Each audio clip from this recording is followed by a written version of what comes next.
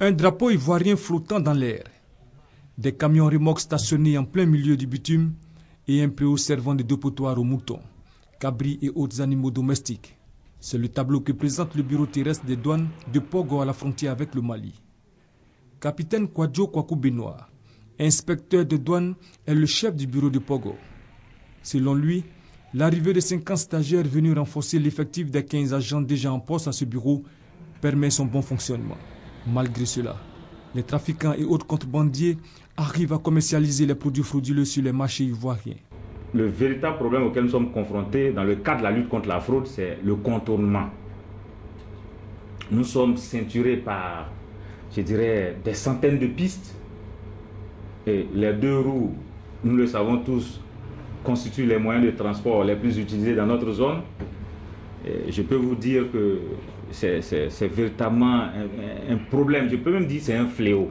Une visite sur le terrain à la frontière avec le Mali, située à quelques kilomètres du bureau, permet de faire le constat. 2 motocyclistes transportant du sucre frauduleux sont obligés de faire un demi-tour spectaculaire à la vue des agents des douanes. Des attitudes qui ne permettent pas l'arrivée de certains produits jusqu'au bureau des frontières terrestres. Un véritable souci pour ce transporteur de marchandises peu ordinaire qui attend inlassablement des bagages à transporter. Autant de difficultés qui nécessitent des prières en vue de garder espoir en un lendemain plus radieux. Pogo, c'est aussi les logements des agents de douane en mauvais état et un château d'eau non fonctionnel. Ils sont obligés de partager la seule pompe hydraulique avec les villageois. À Pogo, il n'y a pas d'eau courante. Et c'est ici, nous-mêmes, on puise l'eau, on se lave, on boit. Avec la population, les villageois, tout le monde vient puiser là. Nous sommes exposés. On parle de l'Ebola, on parle aussi de beaucoup d'autres maladies liées à l'eau. Voilà, il faut qu'on pense à nous. Le bureau terrestre de Boko, à la frontière avec la Guinée, quant à lui, n'est pas mieux loti. Ici, le chef de bureau et ses agents sont sans armes et sans engins. Ils sont également obligés de poursuivre les trafiquants et contrebandiers à pied. Le véhicule que vous avez vu,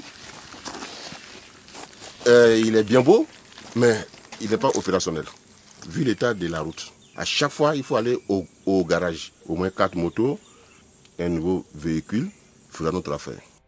Autre bureau, autre réalité. Un drapeau ivoirien éclatant, une demi-barrière bien visible baissée et des logements des agents de douane réhabilités et climatisés. Nous sommes au bureau terrestre de Ouangolodougou, à la frontière avec le Burkina Faso. Ici, en plus des commodités qu'offrent ces bâtiments, l'on peut noter la présence d'une salle de transmission radio.